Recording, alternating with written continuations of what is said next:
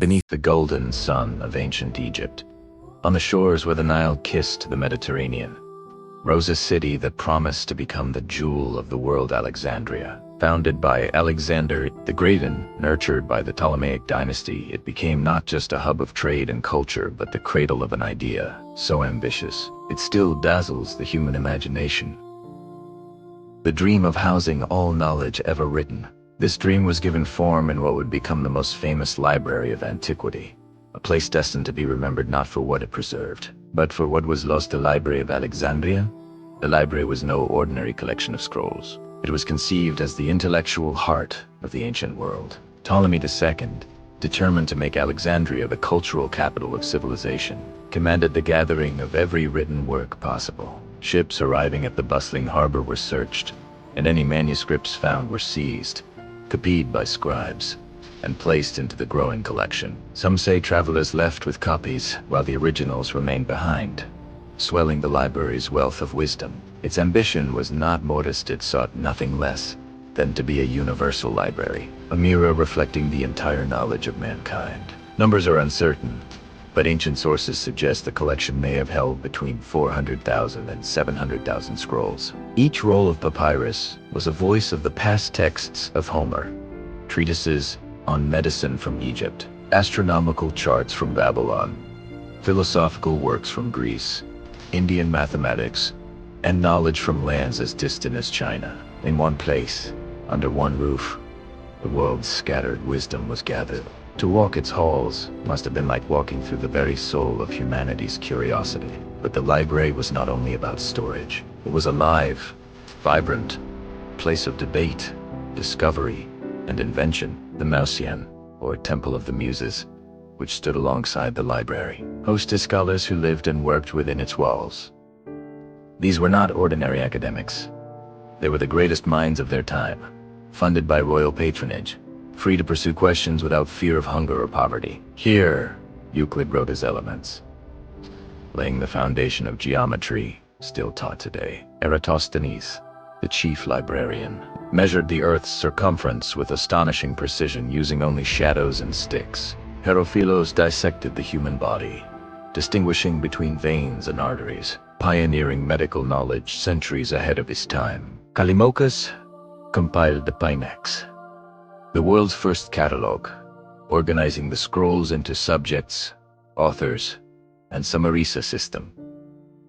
Not unlike modern library science, to the people of Alexandria, the library was more than a building. It was proof that knowledge could transcend kingdoms, languages, and borders. In its quiet chambers, Greek ideas mingled with Egyptian tradition, Babylonian numbers, and Indian philosophy, weaving a tapestry of thought unlike anything the world had seen. For a moment in history, humanity was united not by conquest, but by the pursuit of wisdom. And yet, the story of the library is remembered not for its triumphs, but for its loss. The exact details of its destruction remain clouded in mystery, wrapped in layers of conflicting accounts and legends. Some claim its ruin began in 48 BC, when Julius Caesar besieged Alexandria to block enemy ships. He ordered the burning of the harbor, and flames leapt into the city, consuming warehouses filled with scrolls destined for the library. Others argue that true death came later, during the 3rd century CE, when Emperor Aurelian's forces ravaged the city in their war against Queen Zenobia of Palmyra. Still others point to 391 CE, when Theophilus, Patriarch of Alexandria, ordered the destruction of pagan temples, perhaps dragging the library into the chaos.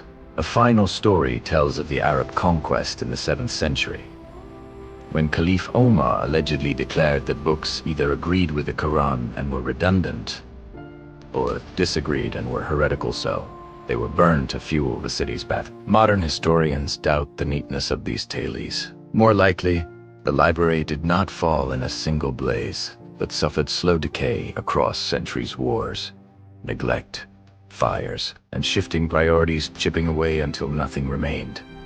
What is undeniable is that the knowledge it held vanished. Works of lost philosophers, histories of forgotten civilizations, scientific treatises that might have leapt us forward by centuries, all gone. Consider for a moment the haunting question.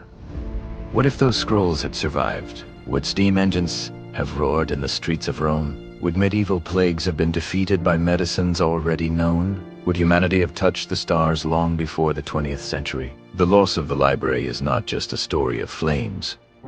On papier it is a story of paths untaken, of knowledge that might have reshaped our destiny. And yet, perhaps the library's greatest legacy is not its ashes, but its inspiration. Though its scrolls were lost, its dream endured. The hunger for knowledge it embodied spread to Baghdad's House of Wisdom, to the universities of medieval Europe, to the Renaissance, and now to the digital age. Each archive, each database, each library of today carries a spark of Alexandria's flame. In fact, one might argue that humanity's obsession with preserving and sharing knowledge, from printing presses to the internet, is a direct response to the memory of what was lost. What makes the Library of Alexandria so enigmatic is not only the scale of its ambition, but the fragility of its existence. Knowledge, no matter how vast, is always vulnerable to war, to intolerance, to neglect. Its story is a warning that wisdom must be defended as fiercely as any treasure.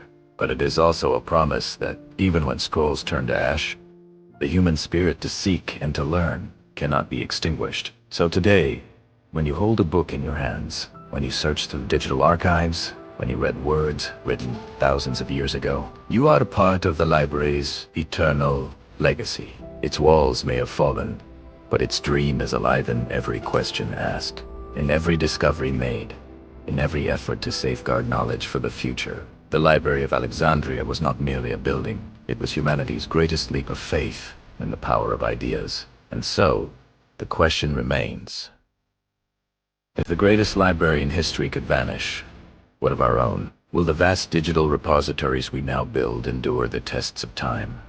Or will they, too, one day fade into silence? The Library of Alexandria whispers to us across the centuries, reminding us that knowledge is both fragile and eternal, vulnerable yet enduring. Its fire still burns quietly, persistently, in the minds of those who dare to seek the truth.